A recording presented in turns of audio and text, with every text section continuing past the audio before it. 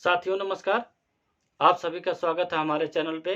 साथ ही आपसे गुजारिश है कि हमारे चैनल को जरूर सब्सक्राइब करें। साथियों 2014 के पहले जो देश था वो अलग था और 2014 के बाद जो देश है वो दूसरा है, वो नया भारत है। ऐसा मीडिया में, सोशल मीडिया में भक्तों द्वारा बताया जाता है कि 2014 के पहले गरीब देश था और कोई विकास का कोई काम नहीं होता था और विदेशों में इनका डंका नहीं बजता था। और 2014 के बाद विदेशों में भारत का डंका बजने लगा, नया भारत हो गया है।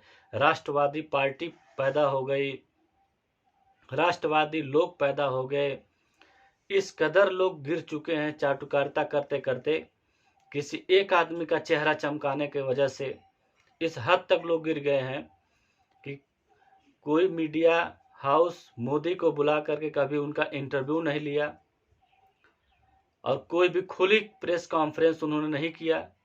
अगर एक आध दो बाइट दिए भी हैं तो वो अपने पसंदीदा चैनल पे दिए हैं, जबकि इसके पहले जितने भी प्रधानमंत्री होते थे वो क्या नाम है खुली प्रेस कॉन्फ्रेंस करते थे। अब प्रेस के आदमी जो है जनता की आवाज़ उठाते थे, उनसे सवाल पूछते थे। क्योंकि जो है मीडिया लोकतंत्र का चौथा हिस्सा होता है, तो मीडिया ही समाज का आईना होता है। उस सामाजिक बात को उठा करके उस सरकार तक ले जाने का काम करता है और सरकार उस चीज़ को सुनती है, फिर उस पर विचार करती है। ऐसे में हमारे जो मीडिया हैं, अब उनका नाम गोदी मीडिया पड़ गया है, जो रवीश कुमार का दिया हुआ नाम है। अब ये गोदी मीडिया चाटुकारिता की इस हद तक गिर चुकी है कि सरकार के खिलाफ कोई बात करने के बजाय विपक्ष को ही कोसने में लगी रहती है। आप कभी भी उठा करके देख लीजिए मीडिया जगत को, तो वो सिर्फ विपक्ष को ही कोसते हैं, विपक्ष की बात दबा करके विपक्ष को ही कोसने लगते हैं। नेहरू के ज़माने में, इंदिरा गांधी के ज़माने में चले जाते हैं, कांग्रेस के ज़माने में चले जाते हैं। 70 साल से कोई विकास हुआ ही नहीं है।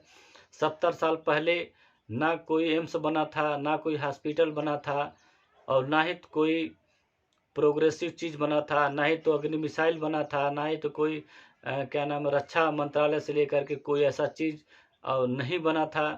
और 2014 के पहले जो 70 साल में कांग्रेस राज कर रही थी, ऐसे में कोई वैज्ञानिक भी नहीं था, कोई चाँद पे भी नहीं गया था।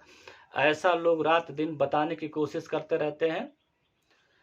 याद रखिए, इंटरव्यू भी अगर मोदी किसी को दिए हैं तो वो हैं अक्षय कुमार। वो दुनिया के सबसे बड़े पत्रकार हैं।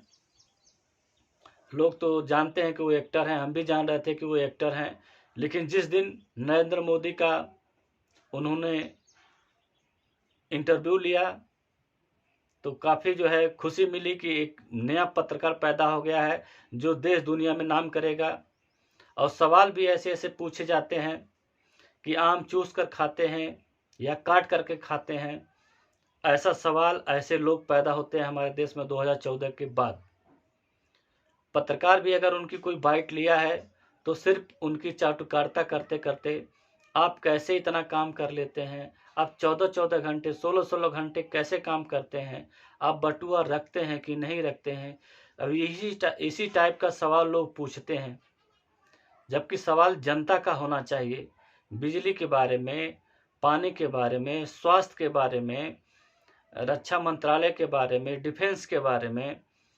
हाँ, जो जनता की आवाज़ है उसे दबा करके ये लोग क्या करते हैं कि चाटुकारिता की हद पार करते हैं।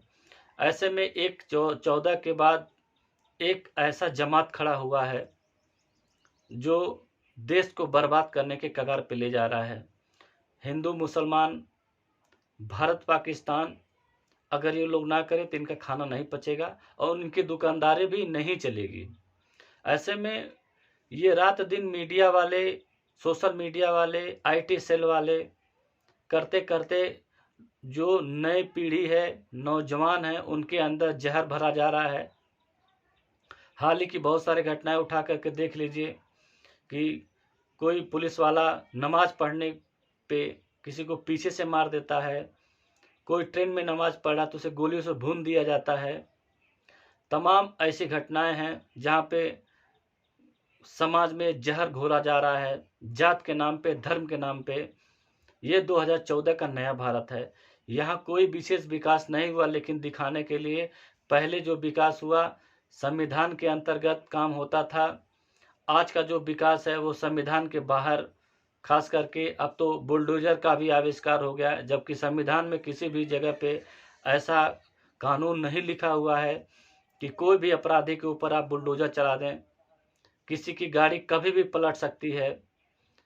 ये भी हमारे नए भारत की एक पहचान बन चुकी है। अब कातिल जो है उनको जो संविधान के अंतर्गत उनको कानून सजा देती थी, अब वो सजा कानून नहीं देता है, ये लोग जबरदस्ती देते हैं, और वो भी उस आदमी को जो विशेष जात का हो या विशेष अपराधी हो। आप उठा कर देख लीजिए, चाहे अतीक अहमद हुए, चाहे क्या नाम है मुख्तार अंसारी हुए, इस टाइप के लोग जो है उनका जो मौत है वो संदिग्ध बना हुआ है। अभी भी क्या नाम है अफजल अंसारी का जल्दी जल्दी निधन हुआ है, तो ऐसे में उनके परिजन आरोप लगा चुके हैं कि उनको जहर दे करके मारा गया है।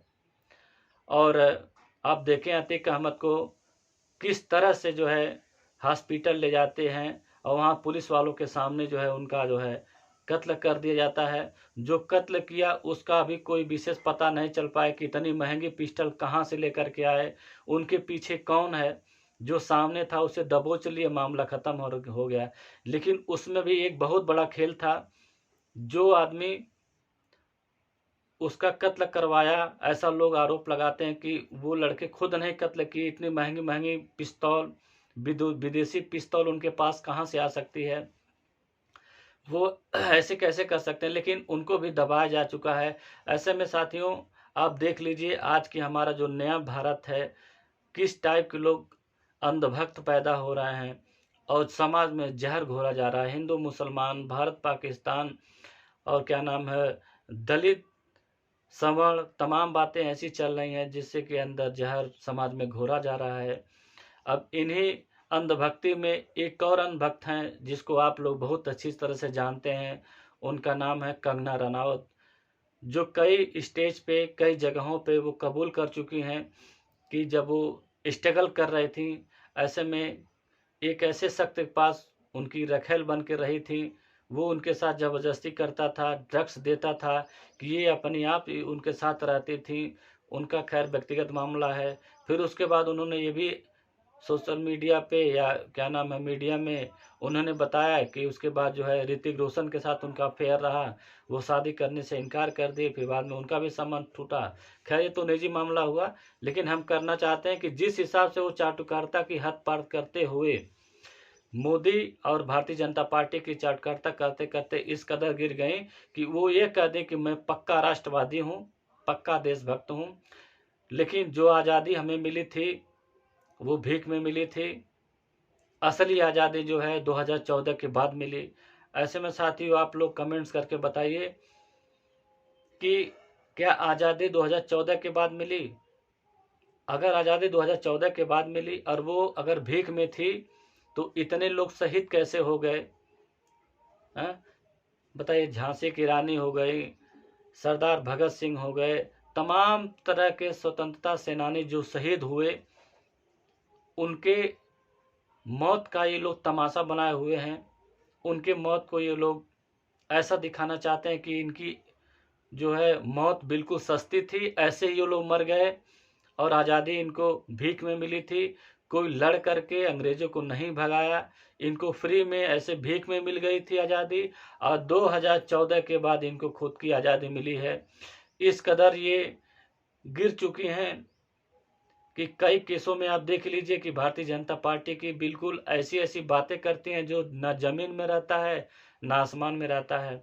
लेकिन एक बात है कि उनकी चाटुकारिता करते करते भारतीय जनता पार्टी ने उनको टिकट दे दिया।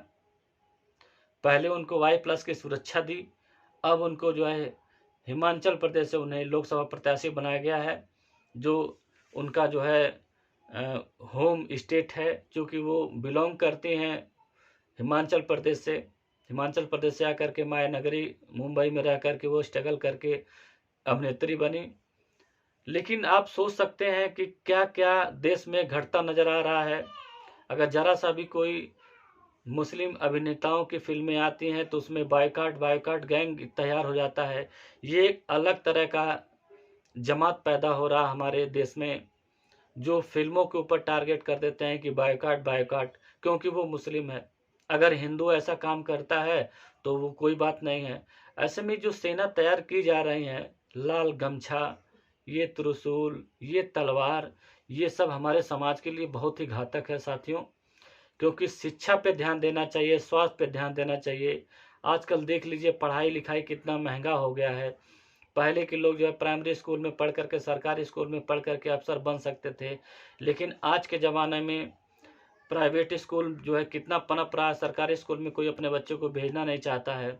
ये सरकार की जो है फेलुअर है, तो हम उस पर नहीं जाना चाहते हैं। हम सिर्फ इतना कहना चाहते हैं कि चाटुकारिता इस तरह से गिर चुकी है, समाज इस तरह से गिर चुका है, बतौर नागरिक अपनी मानसिकता लोग खोते जा रहे हैं। सोशल मीडिया और मीडिया इनके ब्रेन वॉश करता जा रहा है सभी लोगों का, सभी नागरिकों का। ज़्यादातर लोग आप देख लीजिए कि ये मानसिक बीमारी के शिकार होते जा रहे हैं। उनको ये समझ में नहीं आ रहा कि हमको बीमार बनाया जा रहा है, हमारे बच्चों को अपाहिज बनाया जा रहा है। बच्चों को पढ़ाई लिखाई करके साइंटिस्ट बनाइए, डॉक्टर बनाइए, इंजीनियर बनाइए, और भी बहुत सारी चीज़ें हैं, उसको पढ़ा लिखा करके एक अच्छा नागरिक बनाइए, अच्छा इंसान बनाइए। लेकिन आज के समय में ऐसा हो गया है कि एक इंसान ना हो करके नफ़रत की ना राजनीति और नफ़रत की जो है भाषा बोलते रहते हैं। ये नेताओं की भी इसमें बहुत बड़ी भागीदारी है, और मीडिया हाउस तो है ही। तो हमारी बात इतनी में अब ज़्यादा हो गया, वीडियो साथियों लंबा हो गया है। ऐसे में आपसे एक बार और गुजारिश है कि अगर हमारी बातें आप लोग को अच्छा लगे तो कमेंट्स बॉक्स में ज़रूर लिखिए, कुछ न कुछ ज़रूर लिखिए, ताकि हमारी बातें कितनी आप लोग को अच्छी लगती है। और हमारे चैनल को जरूर सब्सक्राइब करें साथियों। धन्यवाद।